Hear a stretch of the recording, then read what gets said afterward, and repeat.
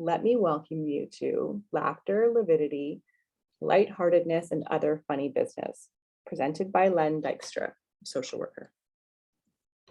Thanks, Kristen, and welcome to everyone joining us this afternoon during the lunch hour. And also welcome to those who will be watching later on in the next several weeks or months. So it's very, very exciting to be talking about a topic that I'm so interested in.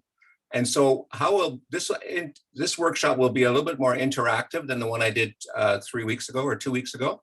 And so I'm going to be asking you to use your chat, and if you're comfortable, we can share some of this with the rest of the group today. I kind of think the topic kind of lends itself to that. So I would encourage you to do that. We'll go for about 50 minutes in terms of my presentation, and maybe 55, depends on how far we get through. And then we'll take some time for some questions or comments at the end. I try to stick with the hour timeline, but sometimes these topics can end up stretching, and we'll see. We'll do the best we can. That's how we're going to start. So welcome all of you. I'm a social worker with Niagara North Family Health Team, and I've been a social worker for well over 40 years. So I've done this a long time. And so I sort of look at laughter and levity and lightheartedness and other funny businesses as sometimes a very, very important ingredient in terms of well-being in counseling with people as well. So I see this as a really important topic that doesn't always get a lot of attention. So I'm just going to go through my script, and then I'll ask you to participate. We're also going to do a small little film clip and kind of go from there. So all of you have heard the term laughter is the best medicine, and I don't disagree with that. I certainly agree with that, but at the same time, I always say to people, yeah, but sometimes we need other medicines. So I believe that it's really, really good medicine, but it's certainly not always the only medicine that we can have. So really, really important to note that sometimes you need to take your diabetes medicine or your high blood pressure medicine in addition to having laughter. So today, some of you may already be into laughter and levity, and that's why you're watching. I'm already preaching to the choir. And then there's going to be others who are perhaps realizing that in the last few weeks, months, or years, they are not really tapping into their funny bone as much as they need to or should be for their own well-being. And so I believe that a good dose of laughter or levity or lightheartedness is as important as eating your fruits and vegetables. It's as important as exercising, walking daily, swimming, and as I call it vitamin L. And this is what I've come up with, vitamin L. And it's good for your heart, your emotional heart, as well as your physical heart. So think of it today as vitamin L. In this webinar today, we're going to talk a lot about laughter, but the main point that I really want you to remember is probably more about what I call lightness, more about being lighthearted, not hard-hearted, not cold-hearted, not heavy-hearted, and not mean-spirited. It's not good for you. It's really very poor medicine for you. The whole point is about being lighthearted. So if you remember that, please remember that my goal is not to make you stand-up comics today, that you must be that. It's about trying to be lighter. And it doesn't mean we don't have difficult times in our lives. We do. We have difficult periods. We just try to always come back from that to be resilient and to be trying to find a light approach. So the goal today is not, we're all going to do stand-up comedy at the end of this and go on tour. The goal is to be lighter. So I'm hoping you understand my expectations. So I look at one day a year that we set aside for silliness. And I think that's really kind of interesting. We call it April Fool's Day. Somehow that I think it's probably historical, but somehow it's fools that are silly. But I like to call it April Smart Day, because I actually think it's really smart business to have humor and laughter in your life. So I'll talk about that. So just talk a little bit of my own background. Like I said, I've been a social worker for 40 years, been with Niagara North for the last 5 here in St. Catharines. I remember as a very, very young boy, under the age of 5 probably, and still not reading. And on Saturdays, the newspaper would come, and it came with comics. It had a whole comic section, like one comic after another. We called it the funnies. Some of you may remember that. And I just found it fascinating. And I begged my parents to read the funnies to me. So I think it's funny now in hindsight, my parents reading this to me as a 5-year-old, 6-year-old, and eventually I did it on my own. My parents in my memory at that time weren't always the funniest people in the world, and they were reading these funnies to me. The other person who was very, very influential in my funniest was my Uncle Don. My Uncle Don was my mother's younger brother who would visit us on a regular basis, and he was very, very funny and very silly with us, and goofy, calling my sister's names like Snoozy and all kinds of kind of fun stuff. Big influences in those days, in the 70s, I think it was, late 60s, some of you remember that, was the Red Skeleton Show and the Carol Burnett Show. And many of us already in grade 6 and 7 would watch the Carol Burnett Show, the pantomimes, the clips, and if we could stay up that late. And we just found this absolutely hilarious. And I'm going to share one of those now, and I hope that you can appreciate Tim Conway and Harvey Korman, classic comedians, doing a clip. Harvey Korman is the patient with a very, very sore tooth. Tim Conway is the dentist on his first day of job. His mother has just brought him all his instruments, and they are now in the office, and it's not going to go too well. So pay attention to this one and have some fun. Better rinse out a little bit. There you go. Just rinse that right out, and then we'll...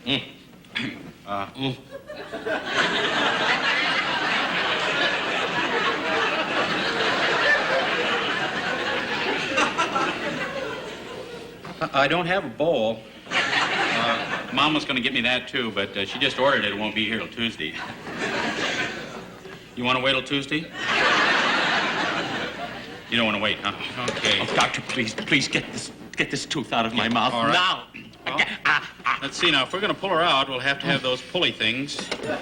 The pulleys and, let's see, pinchy things and the little picky things. There. Pinchy, picky, pulley. See, I'll get my manual just a minute on that. All right, here. Okay, now, let's see, you want to pull your tooth out. P, P-U, P-U-L, P-U-L-L. Pull tooth, T, T, T-O, T-O-T-O-T-H. Here we are. Pull your tooth out. Boy, this is going to hurt. Doctor, if it's gonna hurt, please give me something to kill the pain. Yeah, okay, well, got some Novocaine right here. Just, hold on a minute, let's see how this works here. Okay, Novocaine. Here we are, Novocaine. Take a firm hold of the hypodermic needle, right.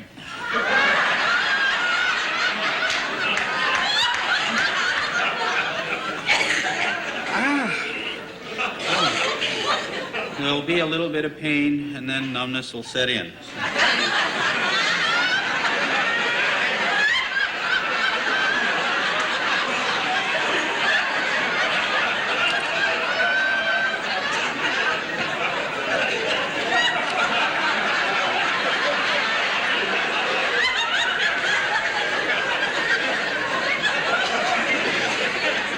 Well, I guess we'll get right to it.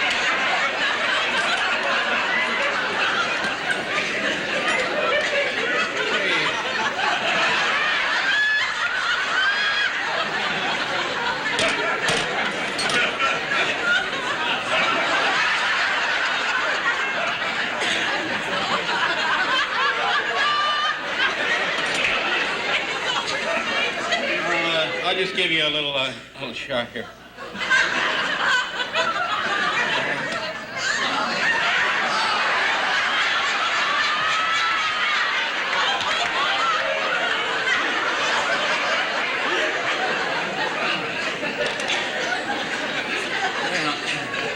Yeah, I'll be right with you.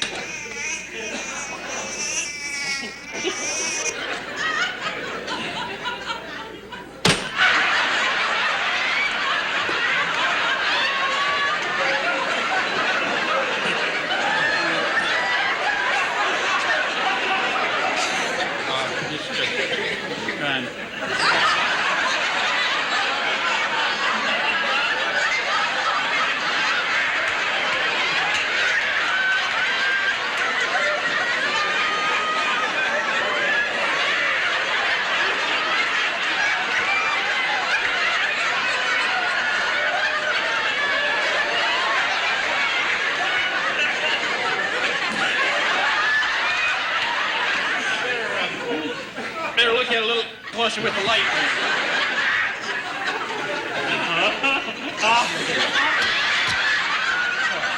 Sorry, I didn't, just... Oh, well, now that'll be $20. Well, that'll be 40.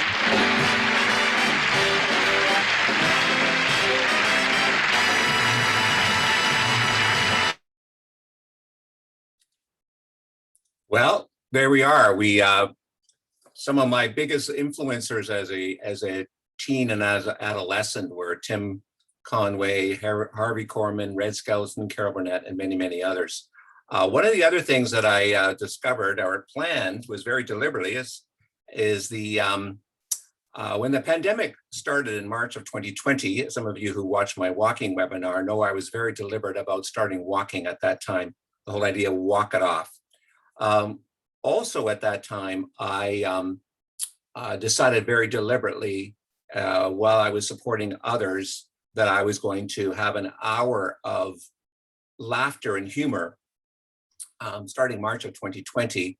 After I did my walk, my wife and I watched 1 hour of Everybody Loves Raymond reruns episodes, one of my very, very favorite comics and comedies.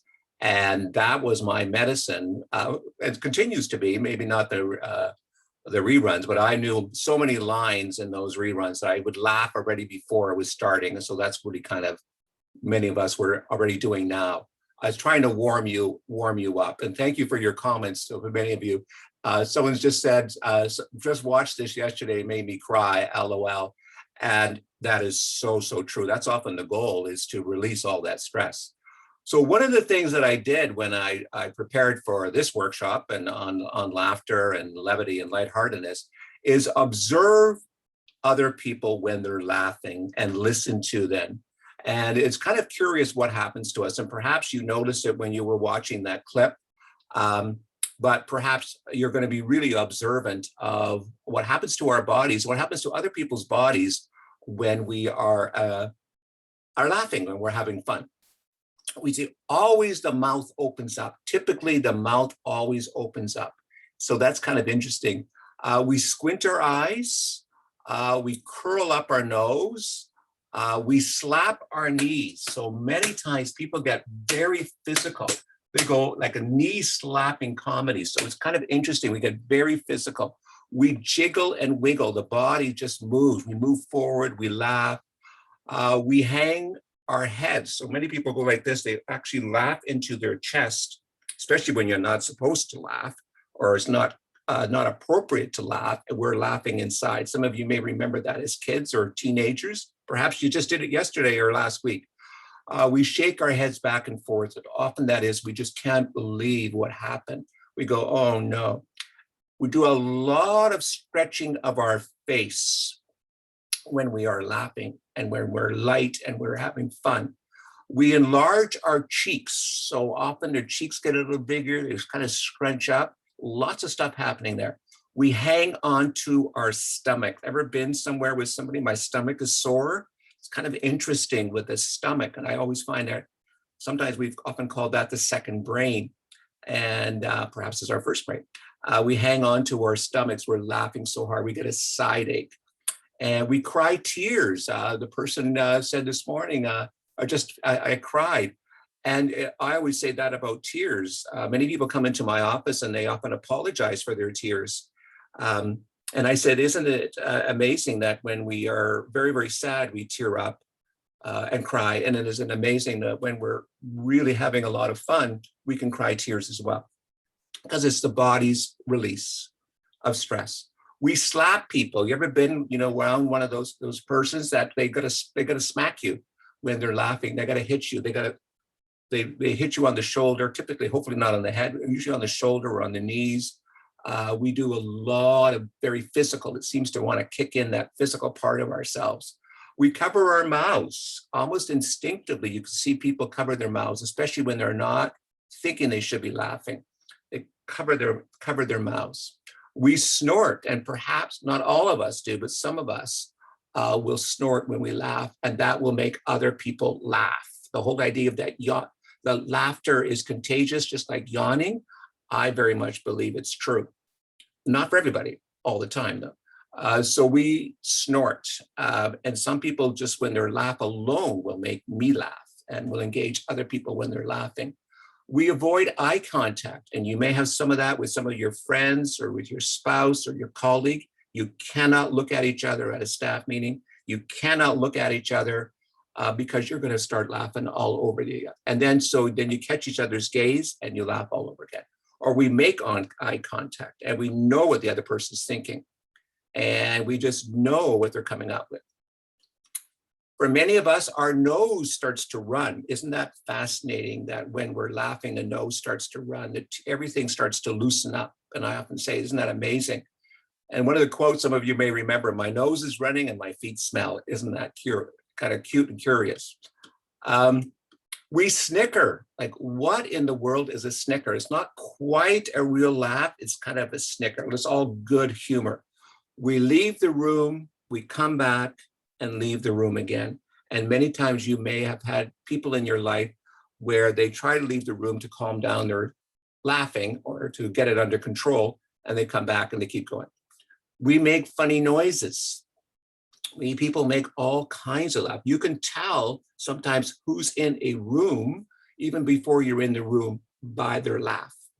And I think that's kind of cool. We all have our own distinguishable laugh. We pass gas. Yes, everything starts to move, including the digestive system. We pass a lot of gas. And, or we got to go pee. I can use that term in a webinar. People feel like they have to go to the bathroom. I got to go to the bathroom. You're making me laugh so much. We bang walls. We slap backs and shoulders. When we laugh, other people laugh. Other people make us laugh. We get the giggles. Giggles are kind of snickers, but they're different. I'm not sure how. Maybe you can tell me how. If you want to do a chat about what's the difference between a giggle and a snicker, let me know. We fall off chairs. Sometimes we fall off chairs, and sometimes watching people fall off chairs, even though it's dangerous, it becomes very funny. We cover our heads. Oh no, we just kind of do this to kind of protect ourselves from humor. We often feel really much better. We feel lighter.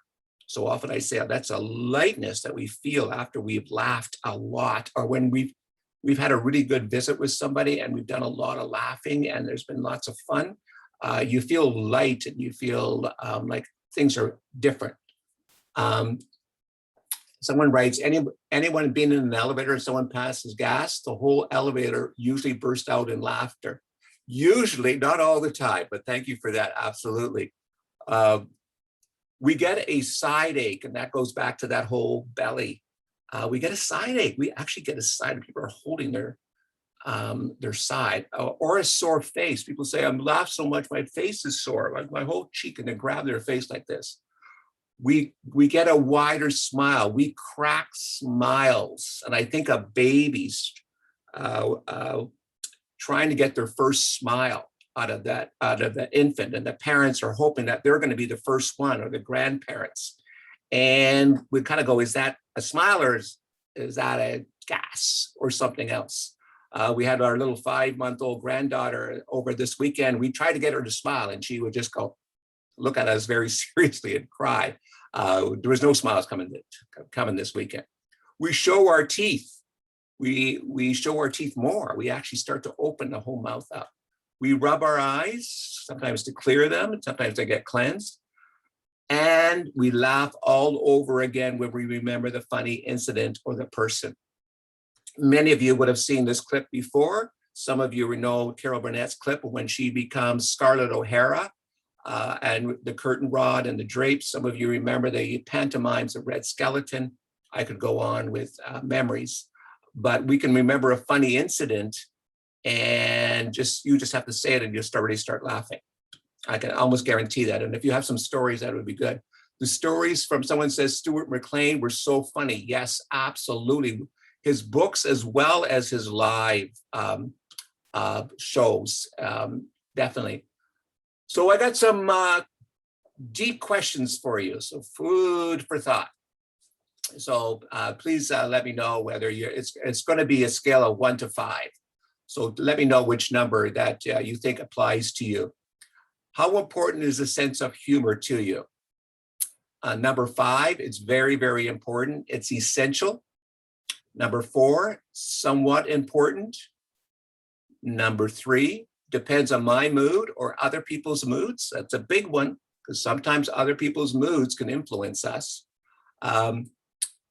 Number 2, very little. P.S. I have no time to have fun. Stop bugging me.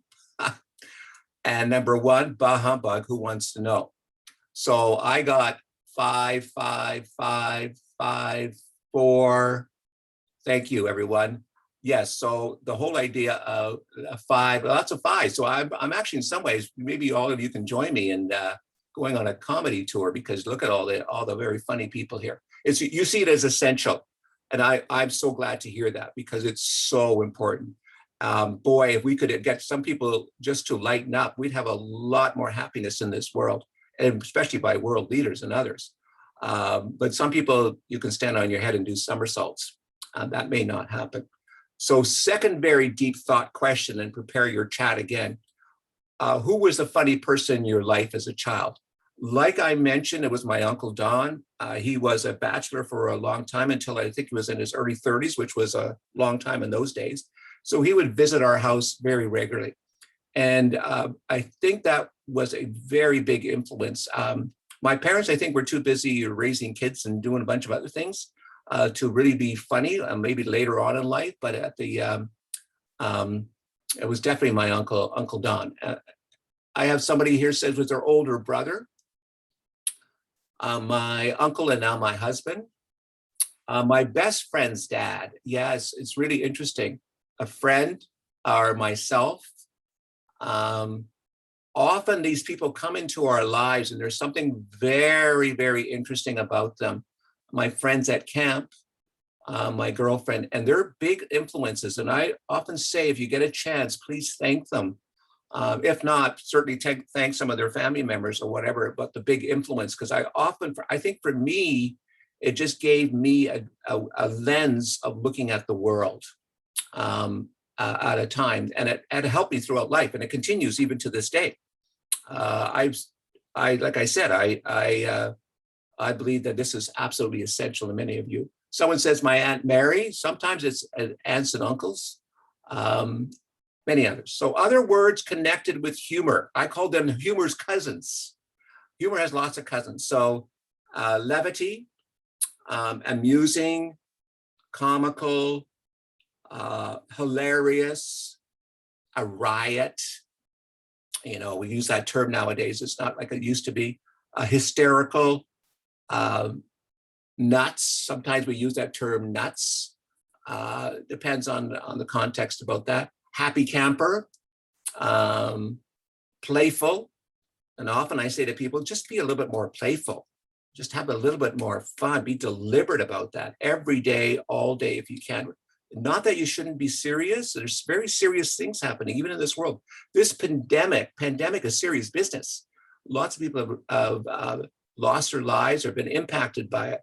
But it doesn't mean that we need to think seriously about it all day long, that we look at the ways to cope with this serious stuff in our lives by using lightness and humor. Third, this is again, get your chats ready. Third, very, very deep question. Sorry, but it has to be asked. What is a belly laugh? So I'm curious about some of your responses. What is a belly laugh?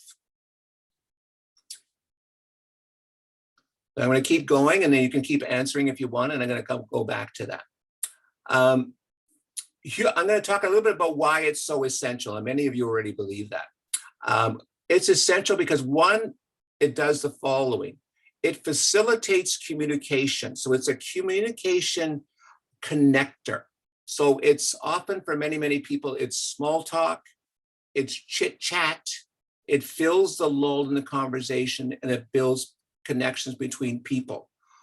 Often I have to help clients with this and to do the small talk and the light stuff because they want to have meaningful conversations. And I often say, you don't always go to meaningful conversations without doing some of that small talk. I do the same thing when I'm meeting with clients. We do small talk, chit chat first. And sometimes it's intermixed with laughter and fun. And then you can go to the deep stuff. But if you go straight to the deep stuff, it doesn't always work. So again, how to build connections with people. So some of the responses, what is a belly laugh? It's a hearty laugh. And I like that term, thank you. So it's often, I like the fact that we talk about a hearty laugh, because I believe it really does impact our physical as well as our mental well-being. It's deep from inside, another person writes. A laugh deep within us. So laughter, we often think comes out of our mouth, and I tend to look at it as much more as it comes out of our entire body. And I'll talk about that a little bit more. So it's a deep, deep, full laugh. So again, humor facilitates communication. I often joke about it. It binds people together and binds people up. So number 2, it builds relationship. Research shows that most of us are attracted to people who are lighthearted and funny. Often we call it the social glue, the social lubricant. It helps build relationships. People who are exact opposite of not being funny, who are often very, very serious, sometimes have there seems to be less opportunity for them to build connection, because people may not be able to read their body language, or they read it as a negative thing that's not really working towards them, because we give messages off with our body and our face and our interactions. So the whole idea of this is often a skill that people need to have, is to look at how it builds relationship. It reduces stress. And so one of the things I want to share is, some of you may have felt like this over times in your life, or perhaps even today.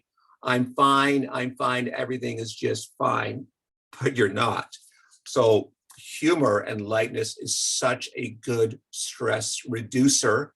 And not only, I say to people, it's not just a stress reducer, you need to really look at it as a really important to make this a life priority. Your vitamin L. Just like your exercise and your sleep, it reduces stress. And I believe that it reduces stress throughout the entire body and the mind. It provides perspective and balance. It lets us look at the light side of life. It helps us take the edge off and helps relieve pressured situations. So some of you may know that even at funerals, there's lots of laughter. Not all the time, depending on the circumstances, but often in eulogies, people will bring up funny stuff the person has done as well. And sometimes weddings, there are lots of jokes and stuff like this. Make sure you don't get your uncles to come up there with their stories. But a lot of times what it does, and when I come into a setting where there's not a lot of laughter going on, I'm wondering what's going on here. When you hear nothing, the silence, that's a concern. So it really does help provide perspective and balance. It helps us pay better attention. When we are focused, it helps us when we are trying to learn something, when it's a humor is attached or lightness attached, it sticks with us more. It energizes and kicks in really good hormones. I call them the feel-good hormones, and I'll talk about that a little bit later. It makes you more attractive. Most people will say on the top of the list for attractiveness, who were interested in a life partner and other people, almost guaranteed one of the top ones are going to be a sense of humor, is what people are looking for in a partner. They're going to go, I'm really curious. I think I want to talk to that young person over there who has no sense of humor, and I think I want to date them or be with them or get to know them. And it's often the exact opposite, a sense of humor. Not necessarily swinging from the chandeliers, but definitely somebody who can be funny. And there's different kinds of humor. It lets you not take yourself so seriously. We can be so serious sometimes. And sometimes we have good reason to be very serious. And I say sometimes that seriousness is a really good coping strategy at a certain time in your life, perhaps at your early age when things were beyond your control. Now you have this opportunity to use not taking yourself. You can learn this skill. And that is sometimes a skill that has to be polished and over-learned. So humor, lightheartedness are what I call immunity. They provide some immunity, not full immunity, for depression, anxiety, fear, anger, self-criticism, even some self-compassion. I call this a form of self-compassion, is being light, being kind to yourself. Don't be so hard on yourself. It allows you to act like a kid at times or an adolescent and be silly. We somehow, and perhaps just in North America, I haven't lived anywhere else, that's adults tend to get very serious and we frown on people being silly all the time. I actually believe that it's really good for us to be silly and have fun. Not all the time. There's times to be very, very serious, but we know the difference. And let you live happier and better. And some of the research out there, we don't tend to research humor very much. That's what I was figuring out when I was doing this. We tend to research disease much more and troubles, but not necessarily some of the things that make it. I also believe perhaps it makes us live longer as well. So happier, better, perhaps longer. So get your chat things ready. Another question, who said, I am not amused?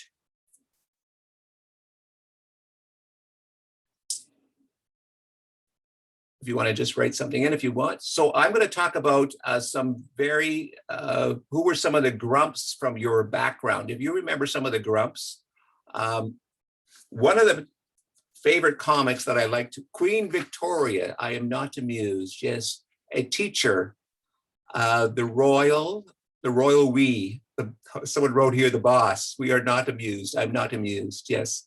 So it's a very standard line. It's quite funny. I think it's hilarious when people say that. Anyhow, thank you for your comments. So some famous grumps from television or the movies. One of I have Archie Bunker is really well known.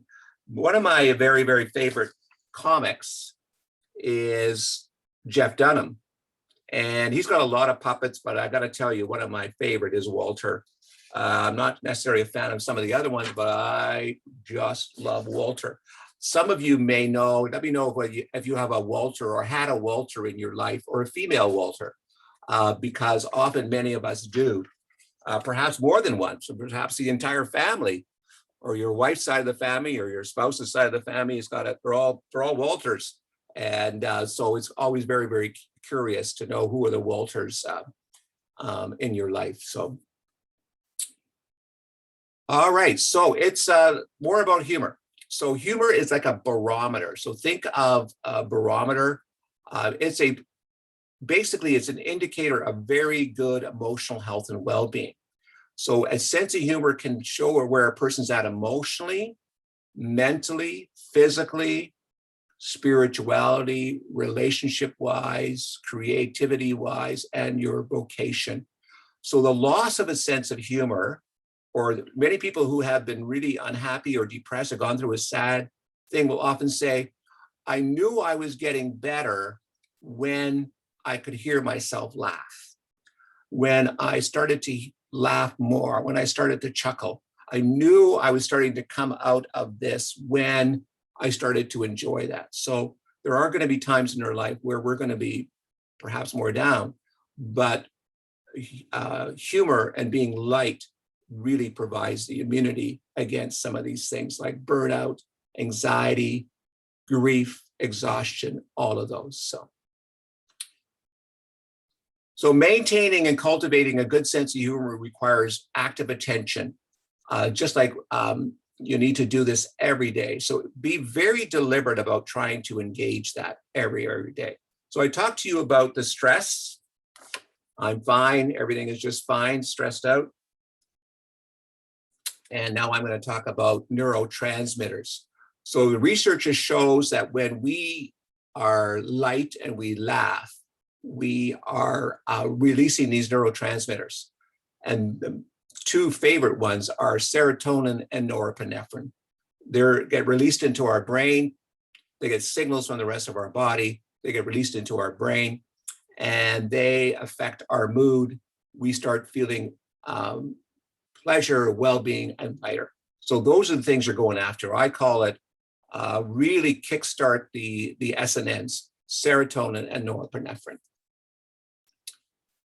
Frowns do not release neurotransmitters. So when we are frowning, our when we are very happy, our signals from our face, and I believe from the rest of the body, maybe even the belly, starts to send these messages to the brain.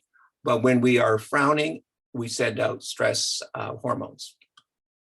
So another question for you, and I'll keep going, just give your answer if you like. Another tough question: does an unhappy face make you look younger, older, or more mature? Younger, older, more mature. Older, someone writes. Older, older, absolutely, older. And sometimes it's shocking to know people older. Yeah, thank you. Sometimes it's shocking to realize people's age, just judging from their face. You kind of go, wow, that person looks 20 years older or 10 years older. So there's really a lot of truth to an unhappy disposition can really impact our health. So when we are stressed for short periods of time or ongoing periods of time, we release these hormones, stress hormones. I call them the stress sisters, but maybe I can call them the stress brothers. Adrenaline, cortisol, and norepinephrine. And they're the ones that are constantly being released into the body. So just going to go back here. All right. And that's not always a good thing for us. So I'm going to keep going. Humor is also shown to lower blood pressure, to increase breathing and oxygen levels. It's also there to reduce muscle tension and to increase muscle flexibility. It's a natural painkiller. Natural painkillers. I think at one time they were having humor rooms in hospitals. I think there was a movie that came out many years ago. I can't remember the name of the movie at the top of my head. So the whole idea that it really helps you heal. So another question for you, what is canned laughter? So when we watched that clip, we had canned laughter. So I'm just curious what you think that canned laughter came, and if you really could win a prize, if you could figure out which decade it started to come out. One of my very, very favorite quotes is this one. A cheerful heart, a merry heart does good like medicine. A merry heart does good like medicine, but a downcast spirit dries up the bones. And that's from the book of Proverbs. A merry heart does good like medicine. And I absolutely believe that. And there's lots of quotes out there about health and wellness. So how do you make a part of, okay, canned laughter. Pre-recorded laughter started in the 1950s. Absolutely. I believe it was in the early 1950s. Fake laughter, telling you when something's funny, came out in the 1960s in sitcoms. It was actually as early as the early 1950s when a lot of these sitcoms started to come out. Prior to that, we had a lot of the music would make you, if you think of Charlie Chaplin and a bunch of others, there was lots of music attached. There was no, but the 50s really changed the face of television and comedy. So how to make laughter and lightheartedness a part of your everyday life? Take full responsibility for your own humor. Try not to be influenced by other people, because a lot of times we are often acting out other people's influences and moods. And so just try to be your own person. Make a conscious decision to make this a top priority in your life. I actually called it pandemic proofing. And perhaps we really needed to emphasize that during the pandemic, but I believe it should be all our lives. Make the time for more fun in your life.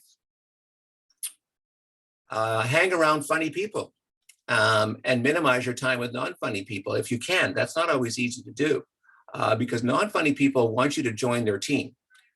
They're not happy until you're unhappy and or you're not having fun. Sometimes I often say people want to put a lid on some of that stuff. Envision your neurotransmitters launching, firing, and having a good time. So you just sort of picture this just being flying out of your brain. Have your own fun motto. Those who laugh together, stay together. Laugh, love, live was very, very popular a few years ago. You see them on plaques everywhere, postcards, you name it. We're going to have fun today. Laughter is my daily medicine. Or I think outside the litter box. Lighthearted friends make me live better and longer. Lucille Ball quote I want to share with you right now. And I think this is fascinating what she shares. I am not funny, I am brave. And I find that fascinating that she looks at this from a courageous and brave perspective. And many people sometimes are afraid to be funny for fear of judgment. And so I like her quote. You might want to write that down for yourself as well. So smile more, just try to practice smiling more. Show your teeth.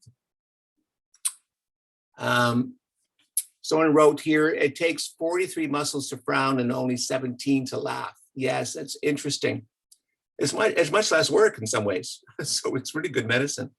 Have silly times, funny stories only times. So sometimes that may be where you have to get together with people and just say, we're just gonna have fun tonight. So let's try to keep some of that other serious business away. Watch comedies. Not all comedies are created equal. I like my comedies, but many people are big fans of the reruns. Friends is one that comes up many times, sorry, by many people.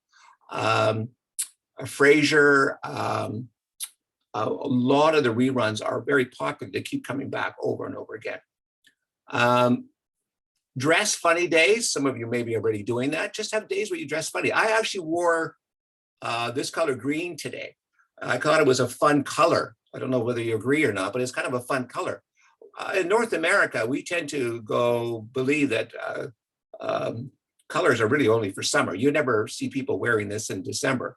It just doesn't happen in North America. And when we're trying to look for a suit for a guy, you're going to see blue or black or blue or black. So that's kind of interesting, even the clothes that we wear. Have funny, fabulous food on Fridays. So you have beans and rice, or maybe that's not funny. Beans and eggs, I don't know, you can do anything. Think about a funny bulletin board in your house, or a funny bulletin board that you should sort of post in your office. Make smiling, laughing mandatory at your house or work. I joke about that all the time. Yeah, it's mandatory. When we were raising our kids, we made the whole idea work hard and have fun a big motto. It was an adage in our house. We work hard and have fun. Whistle, hum, and sing. I think those are really good things to also keep you in a light mood. Look for the humor. I call it the slice of humor, even in stressful or tough situations. And sometimes it's too soon. Perhaps the incident happened this afternoon. Too soon to be looking at the humor. Perhaps 2 weeks from now, you look for what is that slice of humor? What could I see that's quite funny about that? Or going back into history, way back, and trying to find the humor in that. This is a homework exercise to think about. Ask someone or several people you know how your face reads to other people. This is a really interesting one that I've done on other people. I've asked other people to do. What message does your face give to others around you? Because I believe our face is like it's like a mirror of what's going on here. Pick a funny response versus a negative judgment about yourself. So versus saying I'm an idiot or I'm so stupid, I'm so weird, say I have a funny story, or I have this wonderful story to share with you, or you won't believe what happened to me, or my funny angel moment. So you look at it kind of it's a funny angel rather than I'm so stupid, I'm so dumb, which we can get into. Or boy, did I learn some kind of a valuable lesson. I don't know why today. So learn to laugh at yourself, learn and practice this. Grow a thicker skin or fur. Post little yet inspiring quotes or comments on your fridge, your computer desk, your rearview mirror, your lunchbox, purse, whatever.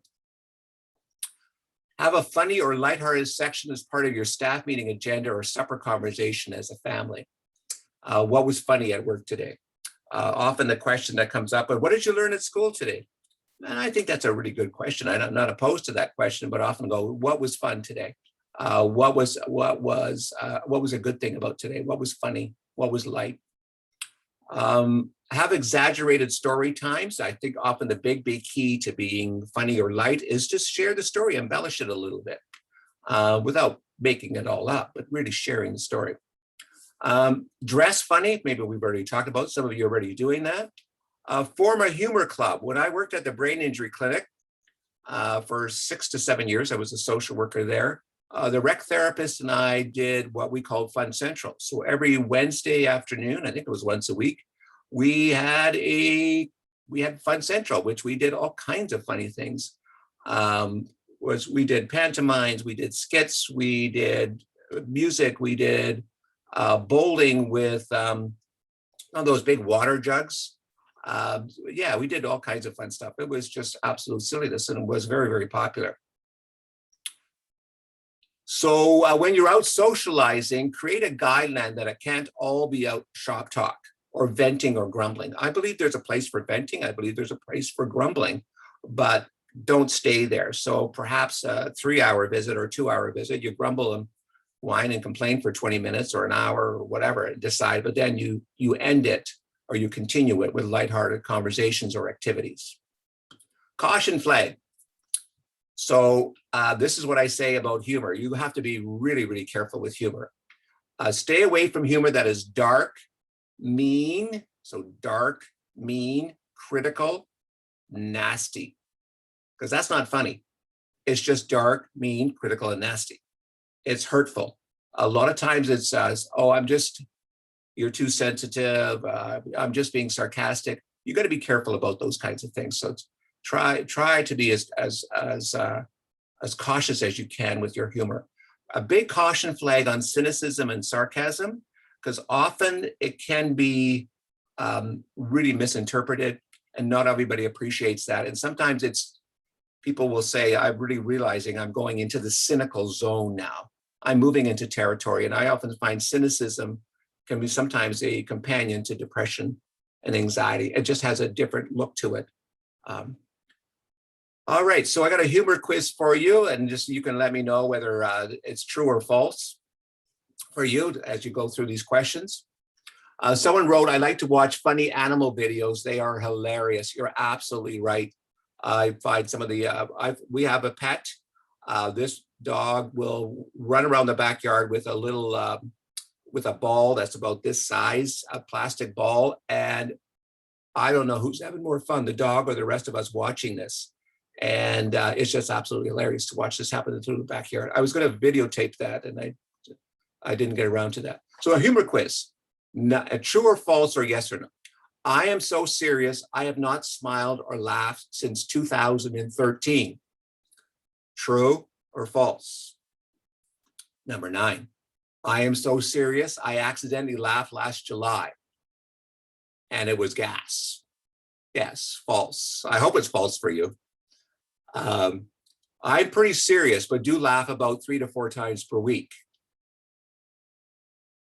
I'm getting lots of falses. Thank you. I appreciate those falses. I'm hoping we keep with that.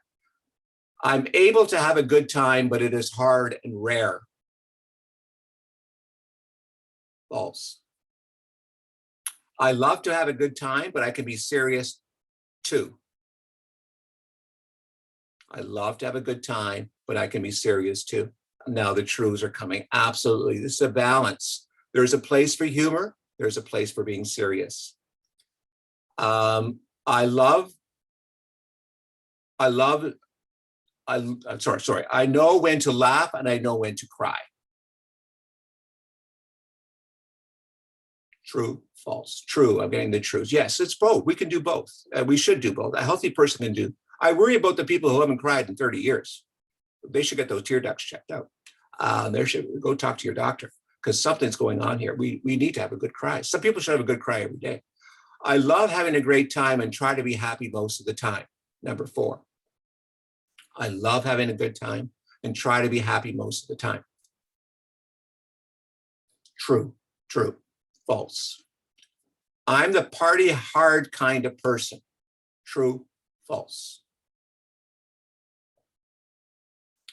I think there's a place for parties, but I sometimes call it the party depression. Some people I find with many young people, they're partying all the time, because they don't necessarily want to be alone with their feelings. So I'm generalizing, but I hate being sad, so I just laugh all the time. And you may have been around those people. They're almost annoyingly funny. They're just constantly laughing. Everything is, and number one, nothing is serious. Everything is a joke and funny. And certainly I've encountered many of those, is that. So I'm hoping that those are false for many of you here today. All right, so I'm going to go to a couple of questions, and then we're going to take some, I'm going to ask you a couple of questions. Who in your life was definitely not funny when you were a child or a teen? Was it a teacher? Was it a neighbor? Did you have a Walter in your life? Who in your life was definitely not funny as a child or teen? And I will not say your name as you. So someone wrote their mother, their uncle, their teacher, their French teacher. Yeah, it's interesting how often teachers come up when I do this workshop. And when I ask people this question, they will come up almost immediately. Who was not funny? And they actually remember them. Often these people scared them. Teachers, yeah. Another question, when was the last time you laughed so much you cried?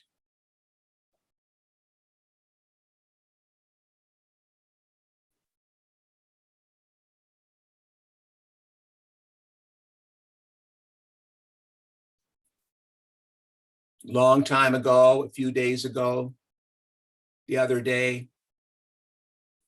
Yes, good. I'm glad to hear that.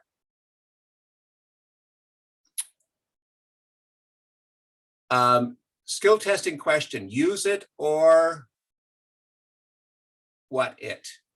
Use it or what it? Use it or lose it. Yes, often people will lose their sense of humor. They will actually use that language. They will use that language that they lost their sense of humor. It's almost like it's something that they lost, like they lost their keys. And so often I say, if you've had it once, you can always have it back again. So I was going to have some time for sharing lots of stories and stuff like that, but I don't think that's going to happen today. So I'm going to just share you a personal story. So see my salt and pepper shakers here, and I call them salty and pepper. So I bought these a few years ago for my wife for put on our dinner table. She likes to have the beautifully set table, and often for some nice dinners. How do you think these went over when it came to coming for the dinner? And how many times do you think they've actually showed up on the dinner table? So they actually didn't. They did get approved. So what we've been doing as a joke, I would start putting it in silly places.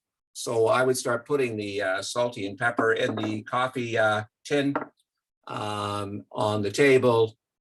She would put them on my pillowcase. It became this big fun thing. And then we would have a break for several weeks, and then they'd show up in the drawer in the bathroom. And the grandkids got involved in this. We got them their own salt and pepper shakers, and it continues. And so we look at sort of this silliness as a way to stay kind of engaged. It kind of builds the relationship as well. It sounds silly. I'm still hoping, my goal is one day they'll be so endeared that they will end up on our formal dinner table, but not having too much success yet. So it is a couple of minutes before we're supposed to end, and I had a lot more stuff, but I'm going to see if there's any more comments or questions about humor.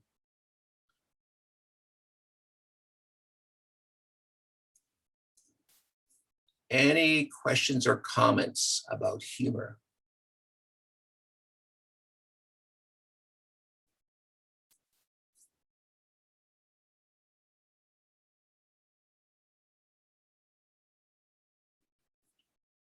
So some of the things I was going to ask you to think about that you may have got that are funny, if you had to share a story, are these. You got a speeding ticket, and this is what happened. How many of you have had speeding tickets in the past? And it's going to be a really funny story now. On my first day of work, you won't believe what I did. And that's often many, many people. I think when one of my jobs, I went to the wrong location.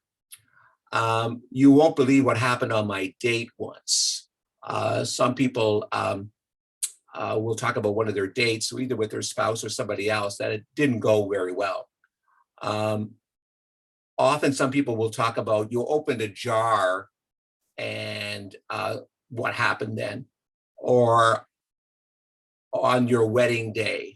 There's all these different occasions where we have looked at the humor. At the time, it may have not been so funny, like on a wedding day, for example, but now it is a very, very hilarious story. You called your date by the wrong name. You had, you wore a sweater or something that was on backwards or inside out. Yeah. So some of the comments here. How do you bring humor into the workplace if your boss is a Walter? Wow, Walter. Yeah. Yeah, I would say that you're going to have to find a survival strategy with your colleagues. Just because a boss is a Walter, it's like a parent. If the parent is a Walter or a Walteress, that doesn't mean that you can't use your humor with your own self. I would still be using that for myself, whether you had whatever kind of boss you had, whether you did or not. Silliness is one of the best ways to maintain humor, is another person sharing that. I would agree. I think it's really good to be silly. And I think if more people were silly in this world, I think the world, and silly is one of the words that I would use next to being funny and light and lighthearted, is I think the world would be a happier place for sure, and perhaps a better place as well. Anyone else for comments?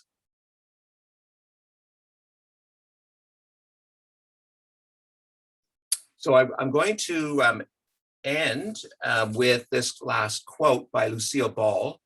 I love Lucille Ball. One of the other clips that some of you may remember is the one with Lucille and her friend Ethel on the, I think it's a chocolate factory or chocolates. And it's one of the moments in time that will make people laugh forever. So this is what she writes, and she wrote about the previous one, about bravery, being, I'm not funny, I am brave. And I often find many people who are comics often have great wisdom. People, I believe it's really a sign of intelligence, people using their humor.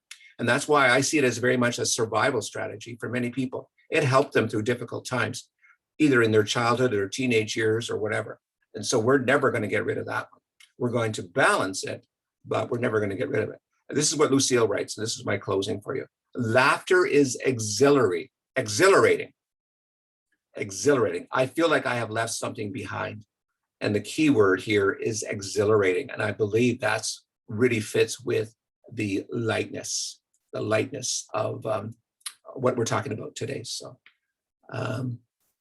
thank you. One of the comments was, this was fun. Thank you. So thank you very much, everybody, for participating and attending, for listening. I'm hoping this will convince you even more so. Perhaps you already were convinced, but to convince yourself and others to improve your well-being. Great session. Thank you. Lots of warm thanks. And what is the address to find this YouTube and on Niagara North Family Health website? Kristen, do you want to answer that, please? Sure. It's Niagara North Family Health Team Niagara North FHT.ca. And our YouTube, if you go on YouTube, just search Niagara North FHT and you'll find us. When you're on the website, go to Wellness Workshops and you'll see a link there. Thank you, Len. One of the other things I just want to do as a bit of a homework assignment, which I find quite fun, is think of a time when you're waving goodbye, the whole thing. We did this in Fun Central. We did different, when I worked at the Brain Injury Clinic, we did a goodbye, the different kinds of goodbyes. And I noticed people do different kinds of goodbyes. So think about saying goodbye to a 5-month-old, how we go right into their face to a toddler's. Think of the goodbye that you say to people who are stayed too long, their relatives or friends who stayed too long, and you say goodbye to them and their door closes. Or think about saying goodbye when you're madly in love as a teenager, that goodbye that lasts forever. So sometimes that's could be a bit of a homework assignment about how you say goodbye to people, and have some fun with that. Or even how you see have you ever been at an airport and see people saying goodbye? They're looking for one last glimpse. So I'm saying goodbye to you today, and have a wonderful rest of the day. Take care. Bye-bye.